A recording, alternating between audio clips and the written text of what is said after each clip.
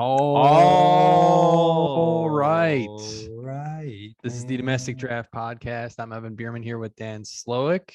Got a great show coming up today. We're going to be recapping a little March Madness. We're going to talk a little Bulls. MLB opening days around the corner, but that means fantasy baseball, Dan. So It's coming we up. got our draft this week, so we'll be talking about that a little bit later in the show. But what are you drinking, man? Start it up. Before I get to that, I'm observing the holiday today. It's National Something on a Stick Day. And I got to say, my favorite something on a stick is a corn dog. Evan, how are you celebrating today? National Something on a Stick Day. Corn dog's a great answer. That's the first thing that you think of. Mm-hmm. I feel like shish kebab is another good one. Ooh, you throw that on the grill. If I had known that was the day today, maybe I would have cooked that for dinner, but I had no idea. Finish it with a cake pop for a little dessert. Cake pop. There you go. Can you have a whole meal on a stick? I think so, especially if you're at like a fair. Appetizers, little smokies with toothpick. Yep. Corn dogs. Yep. There you go. Shish kebab. All right. Let's get this beer open. I'm waiting to open it for the show because it's a nitro can. The brewery's Mother Earth Beer Company. A little bit about them before I crack it and pour it.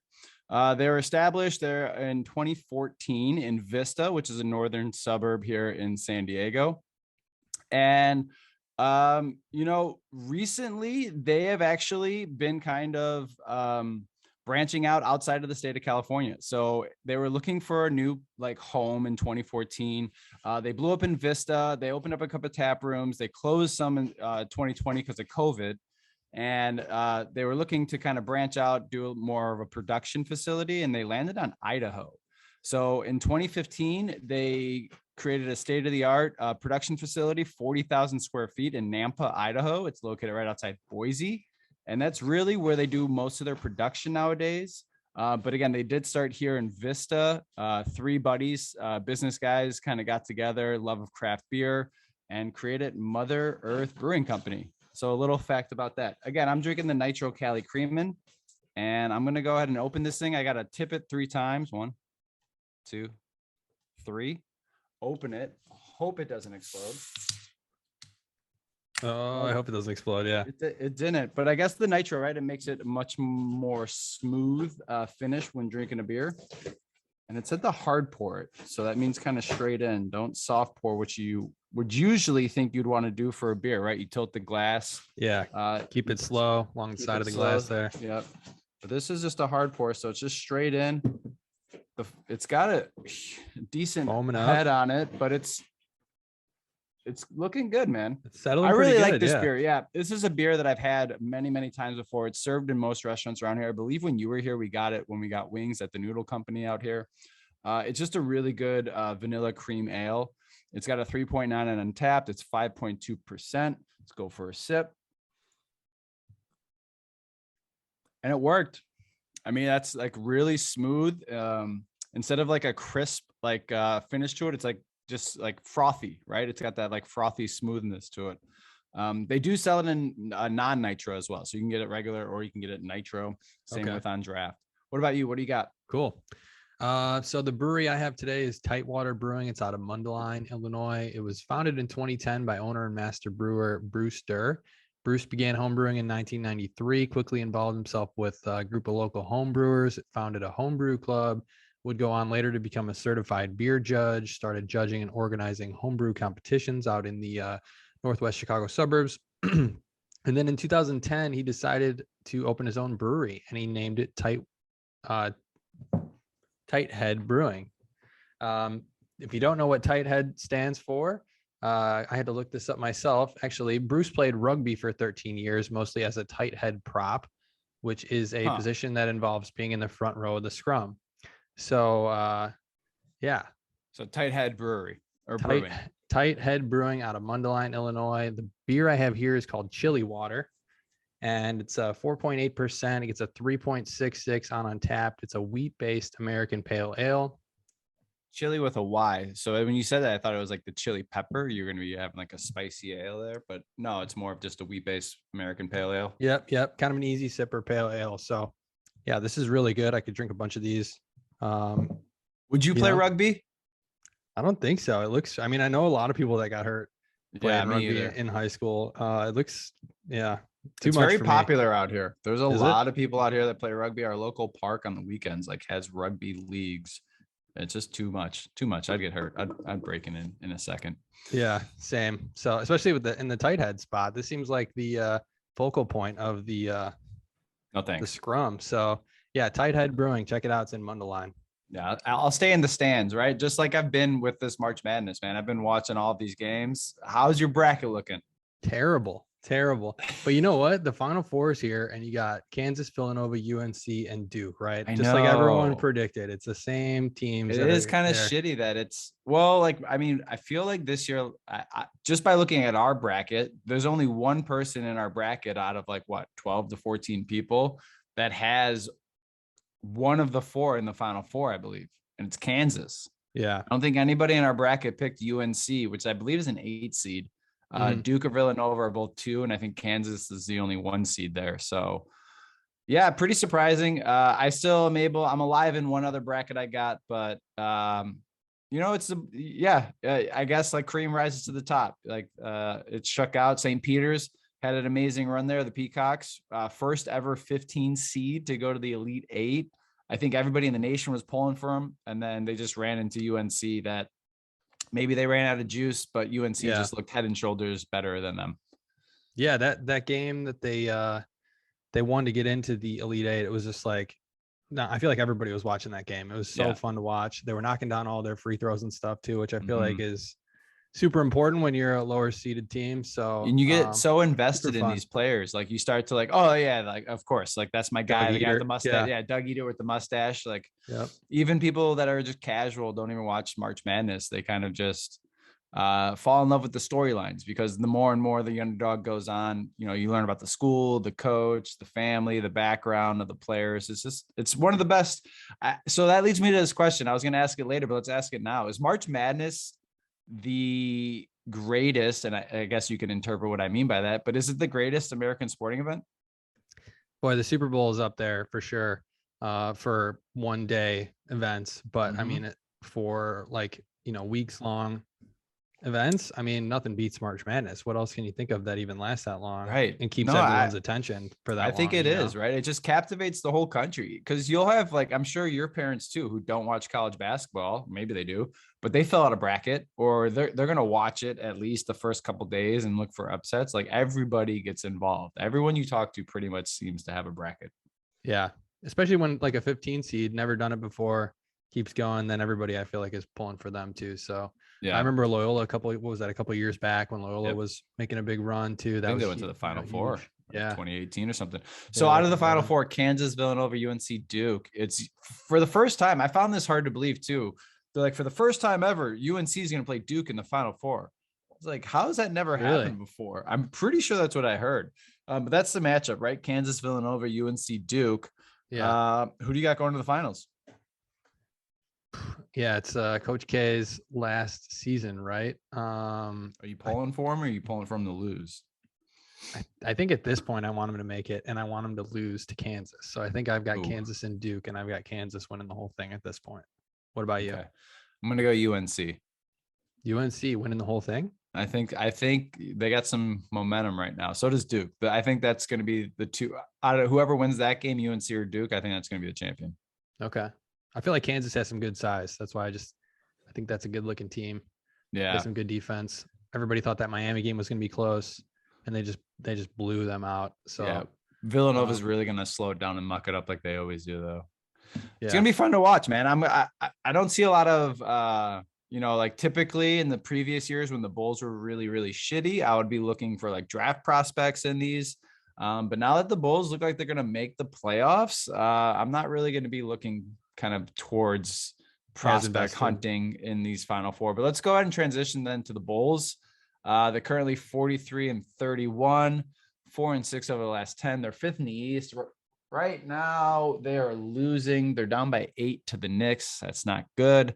But what do you think about this team, man? 8 games left.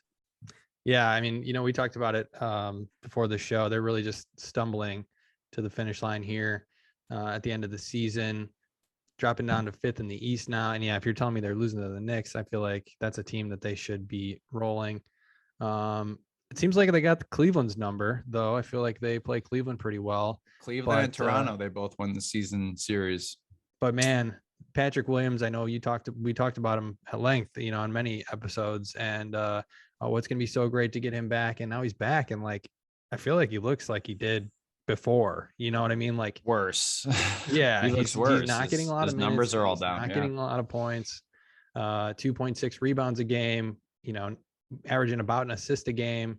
He's only played a few games though. I mean, yeah, it's still early to It's tell, tough. Yeah. He only played 14 minutes last game. Yeah. I don't know.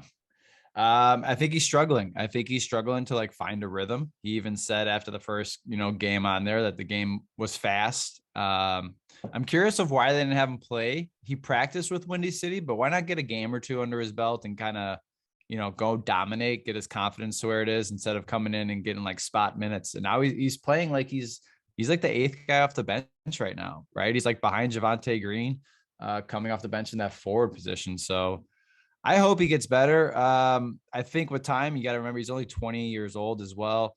I would have wished they kind of gave him some games to get that confidence up because he was killing it in the preseason summer league games. He was looking like a stud. He was like dropping 30 in summer.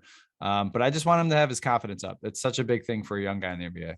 Yeah. And the summer league, though, I feel like, you discrediting the Summer League Bulls championship of 2016 or whatever it was. 100%. And you brought up the 4, right? You're saying he's going in there, slide in and playing the 4. Like Tristan Thompson was somebody that they brought in to step into that role a little bit, right? Terrible. He's been more backup center, but yeah, he's been bad. Yeah. And which brings me to their rebounding, 28th in the NBA. And I posted earlier today, last 7 games, they've been out rebounded. Because I was just like curious, they're losing, they lost 6 of their last 10. What's the reason here? And you look at that and their rebound, the margin there is terrible. Some games they're, 12 or 13 less rebounds than the other team. And I feel like that's important because you're not getting any second chances there. So they really need a 4 going into next year. I think that's got to be a huge priority. And Kobe White's been great, but if he's one of your pieces that you can trade. I mean, last game against Cleveland, he didn't score any points.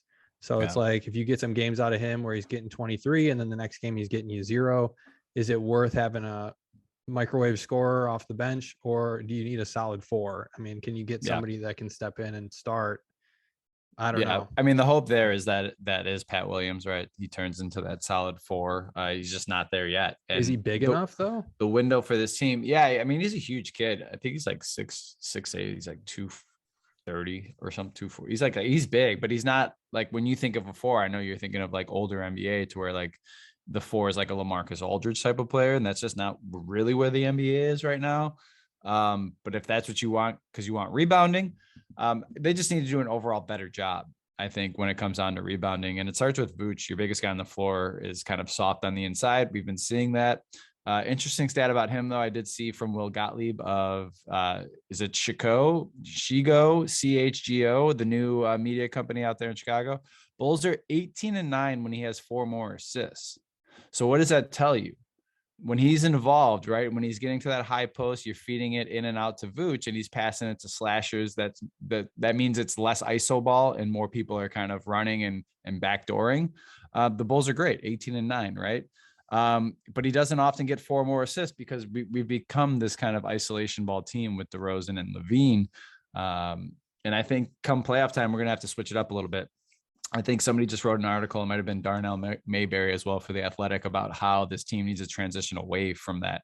Because I mean, field goal percentage, we're second in the NBA, 3 points attempted, we're last, but 3-point percentage, I think we're top 2 there as well. We're just a funky team. But silver lining, no one thought we'd be here. So it's good to complain about a team that's going to make the playoffs, to where this team preseason was wondering if it was going to be above 500. Yeah. But that silver lining is not going to be there next year. I think, they're going to have these expectations. Definitely. The season next year. So definitely. So yeah, I think everything from this point on throughout the rest of the season and the postseason is gravy, but next season, I think, is where we're going to see really, what this team is. So yeah. And last thing on the Bulls before we go, they are closing in on the Knicks, by the way, in the third quarter, but Zach Levine signed a shoe deal. and I'm stoked about it. It's with New Balance. I kind of speculated earlier in the season because I kept seeing him wear kind of one of their team shoes. It's called the New Balance two-way, and it's like a Seattle Supersonics colorway that he's been wearing. And Zach being from, Seattle area, it just kind of made sense. And then, he inked the deal earlier this week. He's got his own logo being stamped on his shoes. So if you see it now, it's kind of just a Z and then an L, but they're kind of intertwined to just make it overall look like a Z. So it is like Zach Levine, but I don't know. I sent it to you. Are you underwhelmed? It seems like everyone's like, it's pretty simple. If you turn it a little bit, it's just a big N for New Balance. And I think that's what's throwing me off. And I'm just like, this is kind of weak, like I feel like you could have done more with that, but it's simple, it's easy. Like, I do like it though. I don't want to, say it's terrible, because I do think it is a cool logo, and I think the shoes are cool. I'm not a big New Balance guy, that, but their basketball shoes have actually been, everyone just hates their logo because it's like a big N. There's nothing you could do about the logo, but their design, and like if you watch any like their performance reviews, like they're putting out a good product. You know what I mean? And it starts with Kawhi at top. He's their number one go-getter. They got Jamal Murray, I believe, out of Denver on there as two. Darius Blasley and Oklahoma Thunder, and Zach's on there. A couple more people, but I saw that it Clutch Sports, Rich Paul, his agent that Zach just turned to. It's like the LeBron agency. He had his own shoe with New Balance as well. So I'm wondering if that had something to do with it, that his agent was already in relationship with New Balance. But gotcha. That's what it is. New Balance. Did you ever have New Balance baseball cleats in high school? No, I didn't. I went Pumas. The Pumas. I had the white Pumas from the Oakland A's, right? Yeah, that was like Barry Zito and Mulder and all those guys had those white Pumas, and I was like, I had those, and my freshman coach told me I wouldn't play if I wore them. He literally told me to return them to the store. I showed up to practice. He's like, "Who do you think you are? Try to stand out from the team with white cleats?" I was like, I like them. Like, what? Like, what? They got dirty as hell though. So I feel like you had to clean them off before every game and stuff. And especially when it was like wet out and muddy and But speaking of, baseball, MLB Opening Day is April 7th. Cubs open with a series at home against the Brewers. So excited for that. It's next week. That means fantasy baseball is starting up soon, and our draft is this week, Dan. So let's get into some fantasy baseball predictions. I want to hear what are you thinking about starting pitching, your top 5 hitters, bust, breakouts. Let's do all of it. So what do you want to start with here? We'll go pitching. That's fine. Pitching. Okay. Yes. You just want me to read who I got for my top 5 so far? Yeah. Who do you got in your top 5, and why? I got Stroman. I got Hendricks. I got Smiley. I got Miley. I got them all. Alzolay.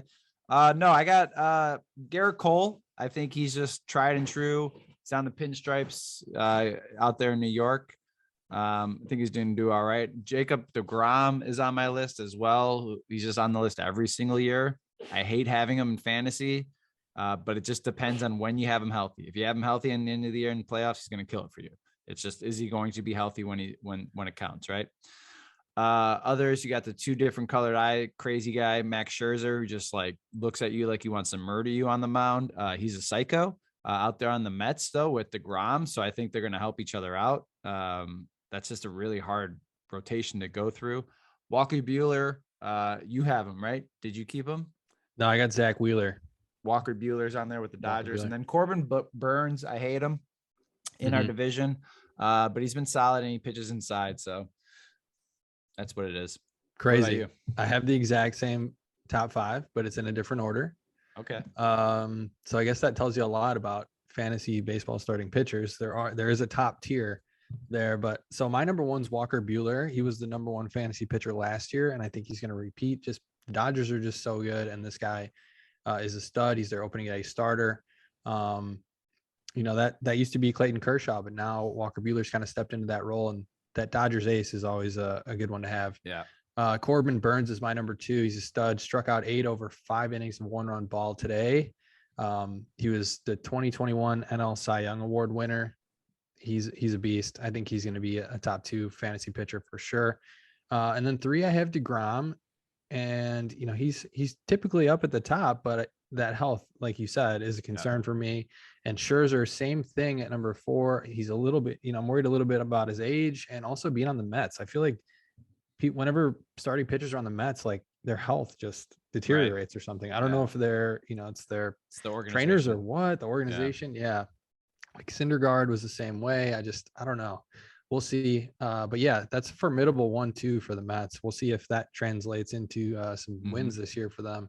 And then I got Cole at number 5. As much as I want to think that he's going to fall off at some point, he's finished in the top 5 of Cy Young voting each of the last 5 seasons. So he's going to be up there at the top. And then I got an honorable mention here for you, Lucas Giolito. Really? Yeah, that's my outside looking in. He was the number 17 pitcher last year. Only threw 178 innings, though. I think if he can get up to that 200 mark, like some of these other guys, Scherzer usually hits 200. He's not going to get as many strikeouts as somebody like Scherzer, but he could wind up in the top 10 or even top 5. I think if he throws a few more innings this year. Nice. Where do you think Stroman ends up? Top 20? Man, the Cubs are going to be bad though, and you get points for wins. Yeah. So, like real bad. I mean, 500. Yeah. Hopefully. 500. Hopefully. Okay. Yeah. So I would put him top 30. Okay. I don't know. Top 100, somewhere in there. Top 100. So that's what I got for starting pitching. What about your top 5 hitters? Top 5 hitters. Vlad Jr. He's one of my favorite players. I had him on my team last year. Put him at my number 1. He's just a stud. I love his swing. Loved his dad's swing as well.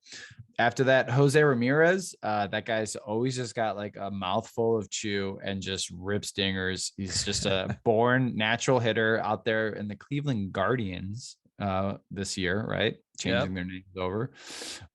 Number 3, I'll take Juan Soto. Didn't he just sign a massive contract, or he's about to? Yeah, pretty soon. Pretty soon. Yep. I'll go Bo Bichette, the Bash Bro with Vlad Jr. Surprising how well he did last year. It's going to be hard for him to repeat, but he is protected in that lineup. The Blue Jays are going to be a fun team to watch, probably World Series contenders. And then Trey Turner kind of does it all. He's always going to be on base. It's just consistent. Okay. Yeah, I got some of the same guys, but a few that you don't have here. My number 1 is also going to be Vlad Guro Jr. I think he's got great protection in that lineup with Bichette. That's going to be a great team. Blue Jays are just fun to watch now, I think. Yeah. I got Soto at number 2. I'm a big Juan Soto guy. I think he's the best all-around talent in baseball outside of maybe Mike Trout. Ohtani? We'll get to him. I got him on the list. Bo Bichette, number 3. Career average of 301 over his 3 years in the league so far. Last year, power finally came. 29 homers last year. Kind of came out of nowhere, I felt like. And he also led the league in hits. So it's going to be tough to replicate that, I think. But maybe he hits more than 29. Maybe he hits 30-plus bombs this year, and he sticks in the top 5. I think he's just a good contact hitter. Got a good eye at the plate. Mike Trout, I got at number 4. If he stays healthy, I think he should be up there in the conversation. And then I got Ohtani at number 5. Yeah. He's now going to be the leadoff hitter for the Angels, which is huge for fantasy. He's going to get more runs and he's going to get more at bats, and he's ahead of Trout and Rendon. So that's good protection behind you there. So I think he's going to do pretty well again. And then I got another honorable mention here for you, Dan. Chris Bryant. Oh, out there in Mile High. Yeah. Thin air. Good fit. Yep. Good fit out in Colorado. I don't think they're going to win many games, but I think he should put up some serious stats out there. There's just no one around him in that order. Yeah. It's like they don't want to pitch to him. They don't have to pitch to him. Yeah. Brendan Rodgers might be okay. We'll see. Exactly. But Arenado. Who? Arenado did pretty well out there in that same kind of spot. So we'll see. Yeah, but he had like Charlie Blackmon was hitting with Arenado at the same time. So at least he had somebody around that order. Anyways, that's true. Bus. Who's going to be somebody that's going to be drafted high, talked up, potentially supposed to be a stud, but you really just see falling flat. Who do you got? All right. So my first one is Chris Sale. He missed all of 2020 after having Tommy Johns. Now got a stress fracture in his rib cage. I don't know how much we'll see him pitch this year. So he's not somebody that I want to draft at all and just sit, see on my IL spot. The next one I got here is Erin Nola. He's ranked as top 10 starting pitcher. He had a 4.63 ERA last year. and I just don't want to invest that high of a pick on him. He's going like second, third round. That's And nuts. I took him pretty high last year, and he kind of screwed me. So I'm not Yeah. investing that high of a pick on somebody that I'm kind of praying for a bounce back on. And then Kyle Tucker is somebody that's ranked really high. He's ranked as a top Stros, right? top 8 overall player in points leagues. He's ranked up there. He hit 294 with 30 homers last year, but it was really his first season playing a large number of games at the MLB level, and I just don't know if he's. I think I had him on my team for majority of the year. Yeah, that's a pretty high pick to put in on somebody that you're, not sure about. Supposedly, the sky's the limit for him. He's got stolen base potential, and he could hit more homers, they're saying. But he hit 294 last year. Like, how much better can he be? We'll see. Yeah. A couple of similar. I have Chris Sale as well. Same reasons for you. Also, he's a psycho. Robbie Ray, just because I feel like he's been riding a little bit of success, but he's so hot and cold, big strikeout guy. And if that's not working for him, he gives up tons of hits and home runs. So I think he might come back down the earth. And then Marcus Semien, guy that I think it was your brother that was trying to pawn him off on me. Yeah, he's getting a little bit older. He's on a new team as well. And he just doesn't have the protection again in the lineup like he did, right? He was in, was he in Oakland? And now he's going out to Texas. So yeah, I kind of see him falling off as well. Okay. What about breakouts, Dan? Who do you think is going to be the Shohei Ohtani of 2021 or the Yu Darvish Giolito of 2019? Yeah. I got a lot. I like the prospects, so I got a lot on here. All right. A couple of that I had on my team last year. Logan Gilbert out in Seattle came up, performed pretty well. He was steady. He kind of held his own with a year under his belt coming back. He's got a ton of potential. He was training with DeGrom this offseason as well. Yeah, everyone's saying he's going to be, a stud. Same with Shane Bazz, a guy that I'm familiar with. I'm keeping him this year. It's a risky keep, but it's a dynasty league that we're doing. So, if he figures it out, he had his elbow cleaned up in the off season, a little bit loose. He had like loose particles or something in his elbow, but he said he's feeling fine. So he'll be out for half the season and totally screw me. But no, he's same with Logan Gilbert, right? These two young kind of next generation of big arms that are supposed to kind of be the guys in their staffs coming this year and moving forward. And then let's get to some bats. And then another pitcher for me is Mike Clevenger. I think people forgot about him. He was on the Indians or the Guardians now when he was kind of making a name for himself. Then he got traded to San Diego, blew out his arm. And that is just a solid team as well. So he's got a lot of support around him with Blake Snell, Yu Darvish, and then Mike Clevenger possibly being their 3. I think he's going to have a huge bounce back year. And with the bats, Seiya Suzuki, I think he's going to have a breakout year. He's going to be the big bat in our lineup this year. I do like, this is just a Cubs one, Brennan Davis. I think he's kind of going to be somebody who later on in the year, keep an eye out on the waiver wire for him once he starts kind of the rumors of him getting called up, maybe around All-Star weekend. I'll scoop him just because he's going to be an everyday player for the Cubs once he does come up, I believe. And hopefully he's going to be getting contact.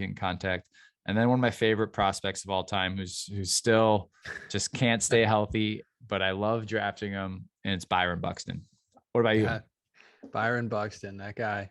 You've been talking about him for the last 5 years, I feel like, he hasn't literally last couple of years, last 2 years, he's been great. He just hasn't been healthy. Yeah. I think that's his Achilles heel there. And then so I got another guy who hasn't been healthy himself. This is Joe Adell. He's been a primed, top prospect the past couple of years. This year, he looks like he's looking pretty good in spring training here. He's got 3 homers, 3 stolen bases already. He's looking like a stud. He hit one like a country mile the other day, dead center.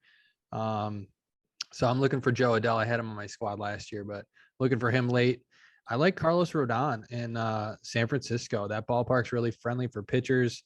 And I feel like San Francisco just knows what they're doing with pitchers. They got a good track record with starters. They got the most out of Kevin Gausman last year. He had the best year of his career in San Francisco at the age of 30. So I think, just a pitcher-friendly ballpark. I think that's going to help him.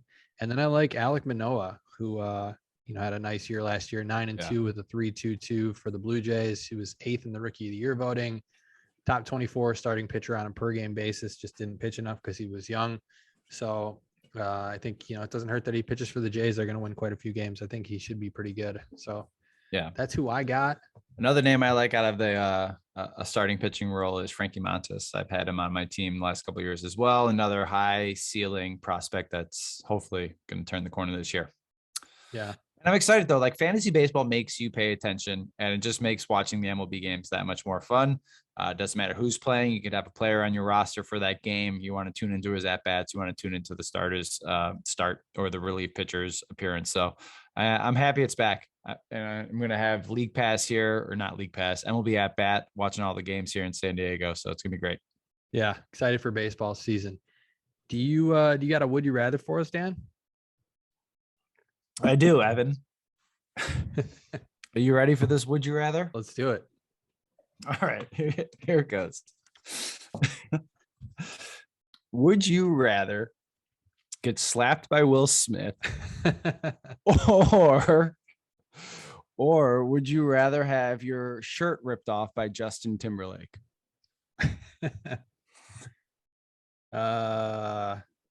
In front of a national audience. In front of a national audience?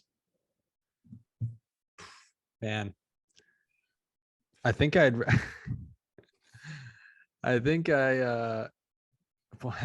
Rock looks pretty stupid getting slapped. So Keep I think my I'd rather wife's name. Yeah. I would not want to be Chris Rock. I think I'd take the shirt rip. You take the shirt like just to be on stage with Justin Timberlake. Yeah, I'm a big Justin Timberlake fan. So it's an easier answer for me. What about you? Yeah, I don't know. You got to answer your own question here, Dan. You can't just write it I don't up. think you're going to turn it back on me. I might get slapped by Will Smith. I think it's a better story. Yeah. If it would happen. Man, that was crazy. Boy, like it did happen.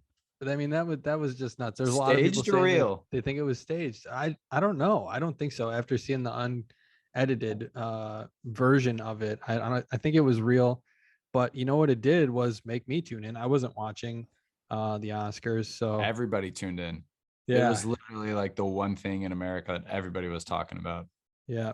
And I think the thing today, like, there's so many people with opinions on Twitter and everything today, and even like last night. But it's just, you don't need to have one, and I think people forget that you don't need to like voice your opinion about everything. So I don't know, if you feel strongly about it, go for it. But I just, like, you don't need to pick a side. So yeah, same with podcasts. Like, you don't need to have your opinion and record yourself talk about it. You don't have to listen to us. That's true.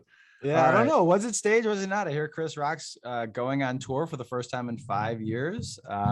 Coincidence? I don't know. If Will it was Smith, Kanye, I would think it was staged. Yeah, Will Smith does it, then wins Best Actor. He wins an Oscar like right after it. Like, what? Everyone's talking about it. Like, Hollywood's back. Big names are back. Movies are back. I don't know. It almost seems like too big of an event not to be planned. True. I don't know. All right, you got a fast fact for me?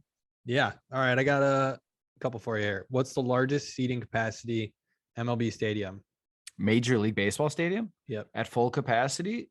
Yep. Wouldn't it be 56,000 is the Wouldn't capacity. It be Oakland, the old stadium? No. It's not Oakland?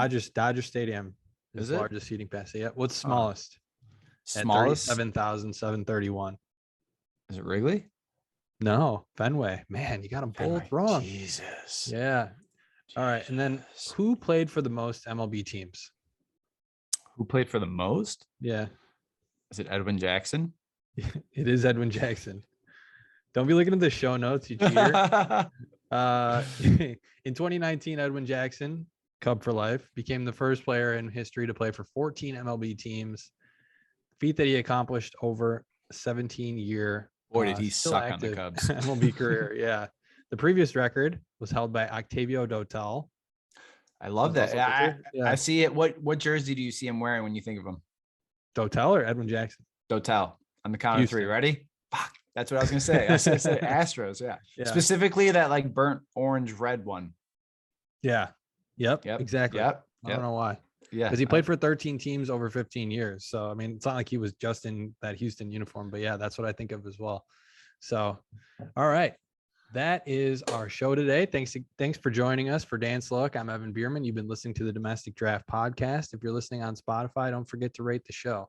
You can find us on Twitter at Domestic Draft, on Instagram at Domestic Draft Podcast, our website, domesticdraft.com, and you can watch the show on YouTube. Just search up Domestic Draft and drop us a sub. Thanks again for listening. Cheers. Cheers.